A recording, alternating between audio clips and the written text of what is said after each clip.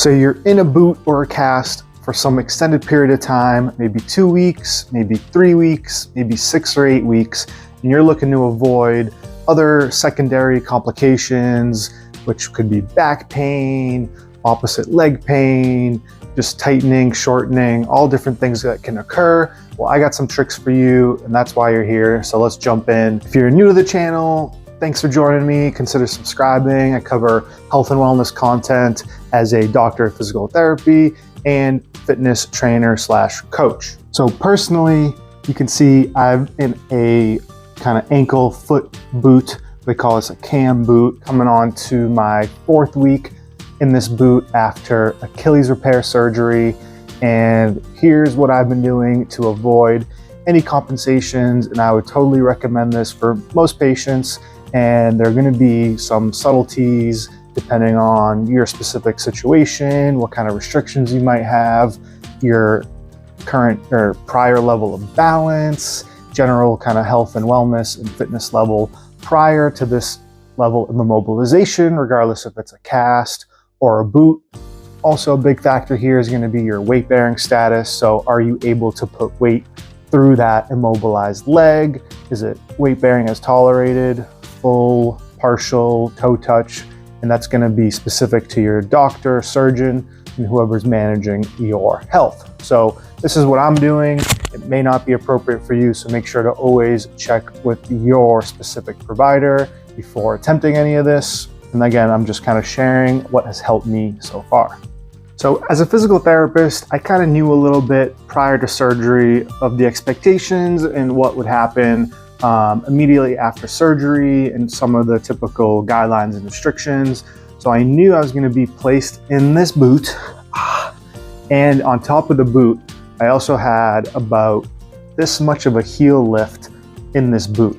So that's what really kind of set my hips off canter. And I immediately ordered something like this. Okay, so this will fit on any shoe, and it comes with few different levels that you can change. So there's some height adjustment in these, and this I just got on Amazon. They're called the Even Up. Okay, so that's the brand. Not sponsored or anything. I mean, I just went online and knew these existed, and these are a game changer. You know, they not for everyone potentially, because the shoe can move a little bit, and there were some instances where I felt like I kind of almost rolled my ankle a little bit. I mean, not to that extent, but you definitely have to be careful. I also got a shoe with a little bit of a heel. Most of my other shoes, I've been very flat-footed and very level. So I figured having a shoe with a little bit of heel plus this Even Up contraption really leveled me out so that my hips were as even as possible, similar to prior to this injury. Now, if you're not going to be walking a ton and your day-to-day doesn't require a ton of walking, or if you're non-weight bearing, that's a whole nother issue. You're not going to need it because you'll be off this leg, so there's nothing to throw you off. But maybe you can get away without it. So consult your doctor, see if this is good. But it'd be nice if they even mention this.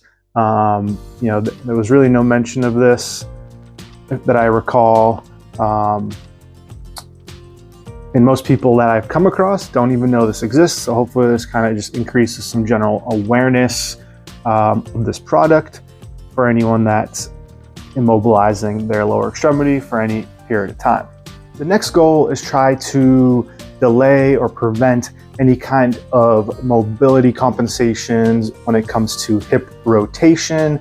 One of the just inevitable things when it comes to any immobilization is that you're going to lose some motion primarily in the restricted joint limb, right? So my ankle is going to be, so my ankle is going to be most restricted down here because the cam boot is limiting that dorsiflexion, plantar flexion from occurring to allow me not to overstrain the Achilles, and that's what we need. That needs to happen no matter what. However, that being said, we want to make sure that there aren't any other restrictions going on that don't need to be, such as hip rotation.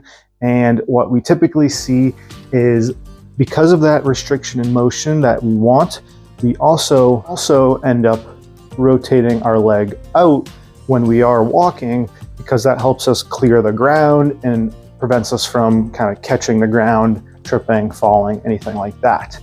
So if that's a compensation that you're doing, you don't have to necessarily not do that, because we don't want you to fall.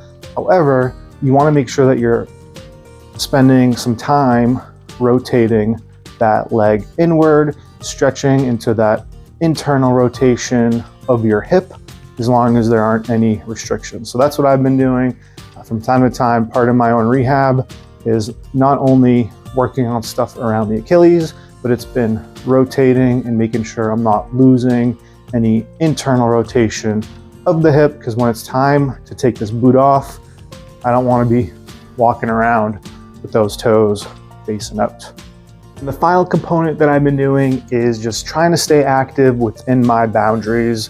So upper body, trying to get the heart rate up, whether it's I can stand to tolerance. So I've been doing things in standing and sitting and kneeling, half kneeling, nothing crazy, just what's accessible to myself. I have some cables. The exercise is nothing too crazy, nothing too intense, but I am getting to some muscular fatigue of some smaller muscle groups. I'm trying to have a mixture of kind of dynamic and isolated movements, try to get my heart rate up. Ideally, if you have access to an arm bike, that'd be a great way to also challenge the cardiovascular system. Don't, so I've been just trying to lift weights a little faster to keep the heart rate up or get the heart rate up. And if you're not typically exercising, then again, keep it light. It'd be great to move versus just using an injury to only further immobility and inactivity. That's only gonna hurt in the long run. So try to stay active within your ability, within your restrictions. That's what I'm doing, and that's what most people would recommend. So just consult with your doctor to see what's appropriate or not appropriate for you.